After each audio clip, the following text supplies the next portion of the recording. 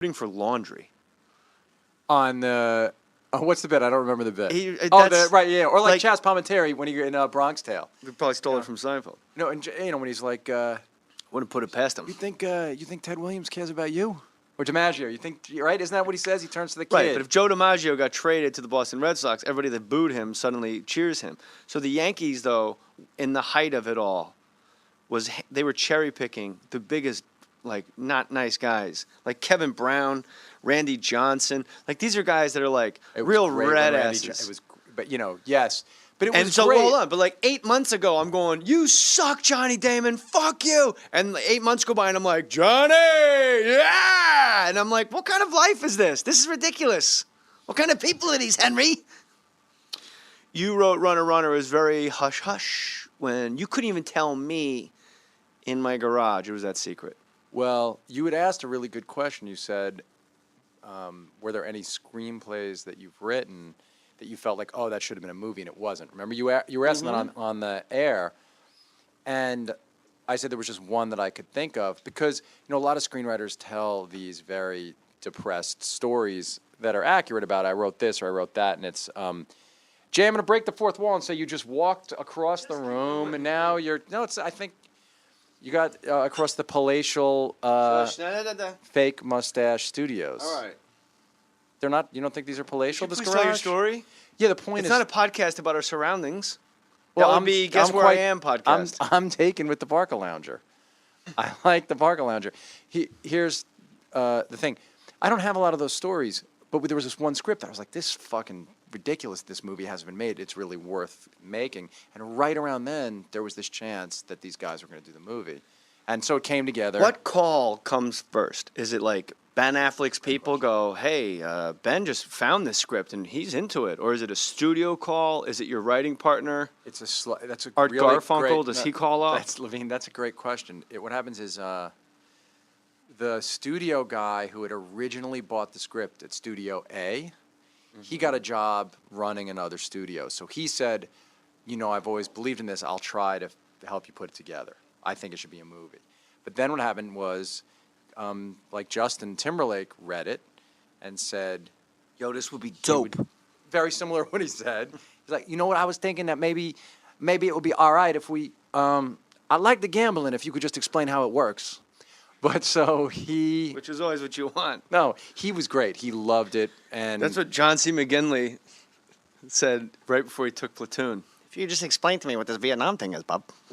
I'm all in it, bub. I got a bad feeling about this one. I got a bad feeling about this Vietnam War thing, bub. Yeah, John, just say it again. Don't say Vietnam War. Sorry, I'm going with history books here, bub. Right. So, JT... Oh, how good... Can we get from Platoon? How good is that moment in Platoon, man? When he realizes that Barnes has no allegiance to him whatsoever? Everybody's got to die, Red. Well, I never asked you for a fucking thing here, bub. Everybody's got to die. Oh, I need every free swinging dick I got out in the field, Red. Oh, it's so good. But I got a real bad feeling, son. I got a bad feeling about this one, bub. And then in the middle of the firefight, we've jumped over to Platoon, for those of you scoring at home. In the middle of the Which big isn't a comedy, by the way. End-all firefight, the mass destruction and death, and like when the Vietnamese are just literally running over their already dead bodies to kill other guys, John C. McGinley, he grabs like two dead guys and puts them on top of him, and he hides.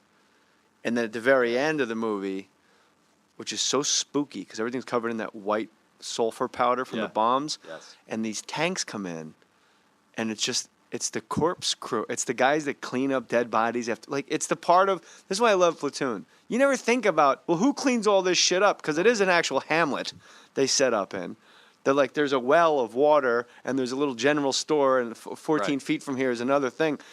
And these guys come in these tanks, and there's just something about the tanks that Oliver Stone uses. Like, the tanks are creepy. It's a tank. There's tanks throughout the whole... We've all seen a billion. And the guys are dressed differently creepy. Like Kevin Dillon, like you think, how can you get more creepy than Kevin Dillon? One of the creepiest, ever. But these guys somehow come in. They are like Grim Reaper guys, and they're like bulldozing bodies, pouring lye on top of bodies, like, and they're holding German Shepherds. Do you remember? Yeah. And the dogs are like aggressively pulling these muscle-bound. They look like cartoon warriors, these guys, like muscle-bound guys, and the dogs are like excited about the death, like pulling these guys. And then John C. I keep wanting to say Riley, which would be a much different movie. Very The different. clown has no penis. Yeah. And Step Brothers. Yeah. Fucking kill you, Leonard Lee Nimoy. Oh, if we really want So to he jump wait, wait, around, wait. So State he of throws Grace is he where- throws the bodies off of him, and then looks up at the Sergeant Death collecting man and goes, "Fucking pussies, man! They all cut out on me, man." Like he immediately springs to life like a phoenix out of the ashes, Oh, yeah. and has a line of bullshit. And he's probably gonna get a Purple Heart and a Bronze Star. Well, it's so great because he's such a suck up to Barnes the whole time, Yeah. you know. And then Barnes betrays him, and then Barnes dies, and he lives. At the It's end of that such movie, an- the last half hour. You of heard that the Charlie movie- Sheen interview? Yeah, of course. When we just broke it Oh, down. yeah, of course. And I said, I love, and it's great when there's an actor that has forgotten a piece of something. And you can. And I go, sometimes I feel like I was born of both men and always had two fathers. And he goes, yes, hello, exactly, exactly. Like he starts getting super Yeah. excited. And I'm like, I'm right? I'm right. And Elias was Christ. Oh well, yeah. Elias was. There's no question about it when he's running out of the woods and he dies with his arms. You know what you notice in that? No squibs go off. There's no blood. It was a mistake. But it's too perfect a shot to reshoot it with blood going everywhere. Willem Dafoe gets shot like 75 times by You like think he's 1,000 Vietnamese What's amazing soldiers. is that I'm sure you remember this, but the shot of his smile, right before he gets shot, Before they flush him out. he sees. Remember, he sees Barnes. Yeah, and he thinks smiles he's because he safe. thinks. He He thinks. thinks- I always thought he knew Barnes was going to shoot him right there. See, I think he thinks Barnes is going to save him. Oh no, I didn't. I that think at when he all. first sees Barnes, he thinks he's going to save him, and then it turns. That's what I- And then he that's realizes interesting. it changes. Look at his. I wish we had it here, but I think that what Defoe is playing is a moment of, because even though I hate Barnes, I would save Barnes, right? Defoe's You know what Dafoe was playing? I knew all along it was going to end this way. right. You killing me. You think that's what Oh, Elias yeah. is playing? That's you the think what twist. Defoe's Is that playing? Dafoe is the big twist? Is that Berenger doesn't have the balls to kill him? He's a fucking coward. And they just leave him in the ground. And he just goes over. Elias is dead. And they get in the helicopters and take off. And then they say, And they see like he's yeah. still out there. And then they say, oh, it's sick. But when he gets shot and does all this flopping around, no squibs go off. There's no blood. There's no explosion. And it's that perfect shot. He's in that Christ pose, and that giant Huey splits his arms like a field goal. yeah. And I guess Oliver Stone, God bless him, because he's made some clunkers. But that's one of the greatest films of all time. Goes, it's too perfect a shot. I'm not going to He's- reshoot it just to get blood. I mean, he's- think about that. I'm not going to reshoot a guy getting shot to death just so I can see blood. It's too perfect a shot. Like the aesthetics around it are so incredible that people don't even realize there's no blood being shot 75 times. Well, that sequence of that movie is so powerful. You know, I guess I was probably 19 when that movie came out, and all of the movies I saw leading up to, I guess somewhere around my mid-20s when I started watching movies differently, maybe beginning to think about doing this with my life. They would hit me so fucking hard, and you'd collect those scenes, those moments, and they keep living like that whole sequence there, the smile. I can hear the could music talk in to my you. mind. I could talk to you about that for an hour. Yeah. Like about what that made me feel like the first time I saw it. Like you and I could go. I mean, I don't want to. Like that smile that Defoe gives, that moment, he's so perfectly cast in that movie.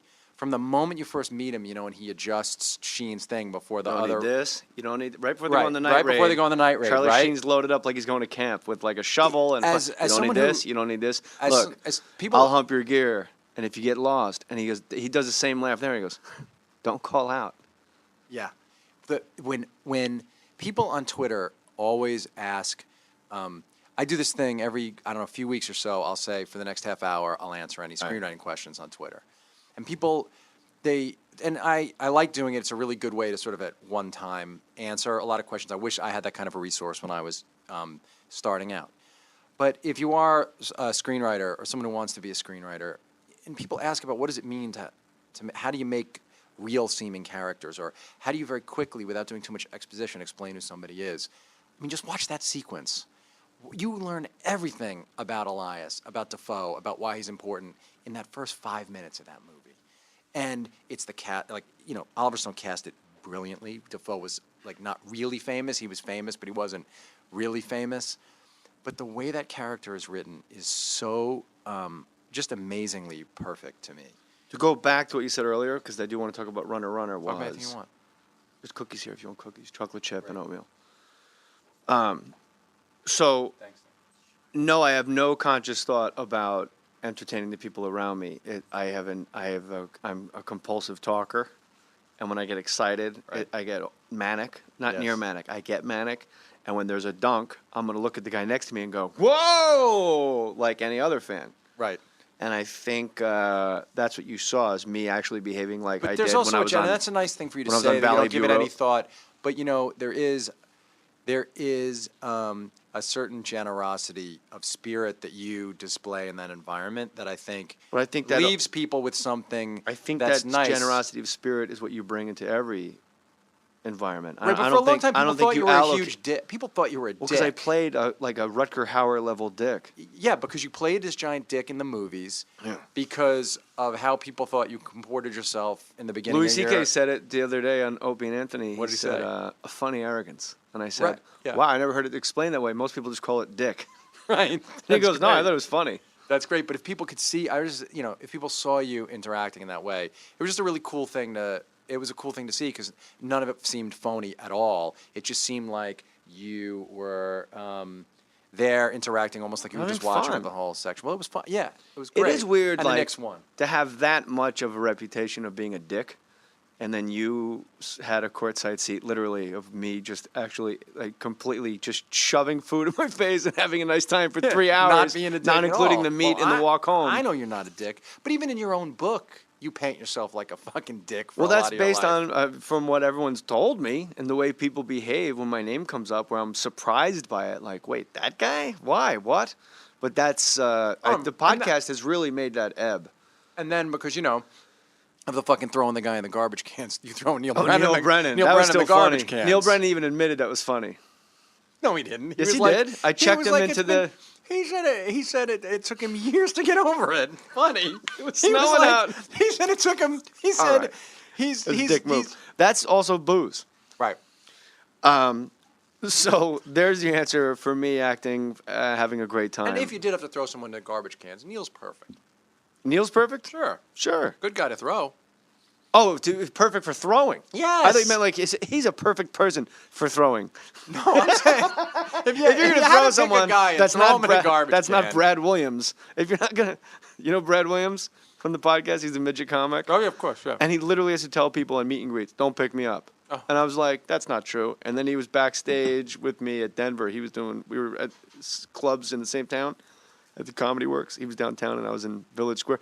And they literally I just hear, no. And I look over and it's just two fucking dudes are trying to pick him up during take a picture of us with the comic. I don't know if this is true, but in the Scorsese movie that he's shooting now called The Wolf of Wall Street, it's based on a true book written by a guy named Jordan Belfort. And in the book opens with a scene of a bunch of boiler room, Wall Street dudes having a huge party where they paid to be able to do what they would call, and I'm using the wrong term, but what they would call midget throwing. Dwarf tossing. Dwarf tossing. Yeah. And so I think that'll be in the movie. I think, because the book opens with. Now, if you're a midget, that. do you just chalk that up as a gig? That's my question. Guess what? I'm doing a Scorsese movie. What happens? Well, Leo DiCaprio picks me up and throws me down a bar. When you were In a fight scene?